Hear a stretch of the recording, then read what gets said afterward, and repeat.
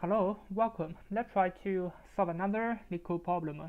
1007 minimum domino rotations for equal row. So let's first try to understand the problem. Yeah. So for the first example, we can check the drawing, and in this drawing, we can just rotate this one. We can just rotate this one and rotate maybe this one, and then the top. On the top, it's gonna always be 2, and how many rotations it's gonna be 2, and we just need to return the minimum rotations.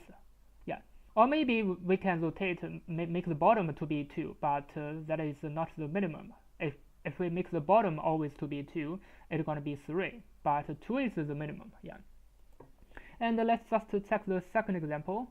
Let's just make a drawing. Maybe this will be easier for us to understand. So we have 3, 5, 1, 2, 3. This is our top, and our bottom is gonna be 3, 6, 3, 3, and 4.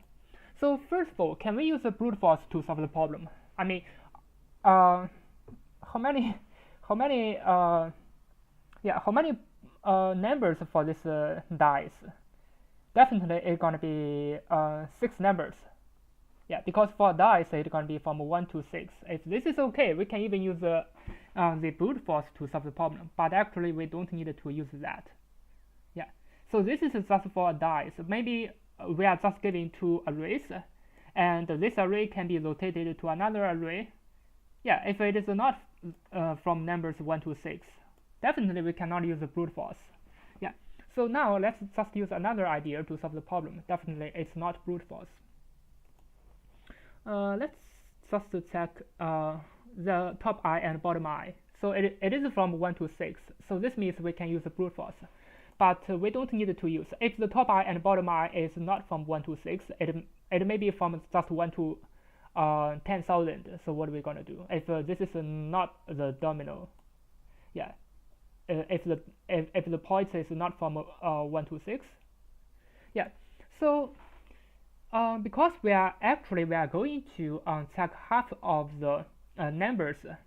How many numbers? We're gonna check half of the numbers, which is gonna be this number. So maybe for this number, for the first example, it is a 2. So we are just count how many 2s. It must be so the number of 2 must be more than and equal to length of the tops array or bottoms of array. So if the length of the array is n, so the number of 2 must be more than or equal to n. So this is the idea. Now let's just check the second example.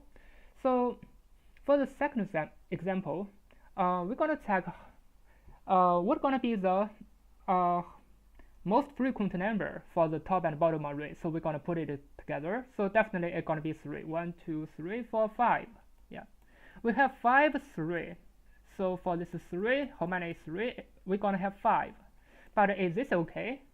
Actually, it is not. Yeah. Yeah, because at this precision, this is 3 and 3. This is 5 and 6. Definitely, it didn't work. But definitely, if it is possible, it must be 3. Yeah. I mean, all the top or all the bottom must be 3 after rotation, if it is possible. But now it is not possible because this is 5. This is 6. Yeah. So this means, first of all, we're gonna combine the tops and bottom, and we're gonna check the most frequent number.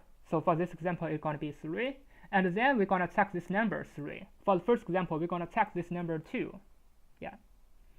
So for checking this number, we can rotate all the numbers to this top, to the 2, or we can rotate all the numbers to make the bottom to be 2.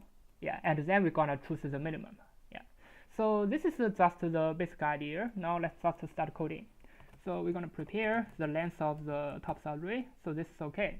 Now we're gonna prepare a counter. So the counter is gonna be the tops plus the bottoms. Now we are going to check the most frequent value. So we're gonna set the value as 0. So for kv in c.items. So we're gonna check the most frequent numbers. So how many of them? So if this v, if the numbers are going to be more than and equal to n, so this means we've already found it. So we're going to find the value. So we're going to set this value to be k. K is just the number. For the first example, it's going to be 2. Yeah. Now let's just check the final result. We're gonna prepare two variables, result and answer. Now we're gonna check all numbers. So for A, B, in zip, on top and bottom. Yeah. So we're gonna check one by one. So if A not equal to our value and B equal to the value, now we're gonna prepare the top. So the top is gonna be result plus 1, and if A equal to the value and bottoms B, it is B not equal to the value. Yeah. So this means we're gonna rotate this dice and make it bottom to be this value. So answer gonna plus equal to 1. Another case is if A not equal to this value and B not equal to this value, so we're gonna return -1. This means it is not possible otherwise. So we're gonna return the minimum of the result and answer. Yeah. Now let me just run it. This is a zip. Yeah, now as you can see it works. Now let me submit it. Yeah, as you can see it works, and it's pretty fast because the time complexity is just ON. Yeah, so it doesn't matter how big is the top eye or bottom eye, it doesn't matter because definitely we are not using the brute force. Or maybe we're gonna use some better variables. Maybe we're gonna use a top, maybe. Yeah, we're gonna count how many tops and how many bottoms, so maybe this is better.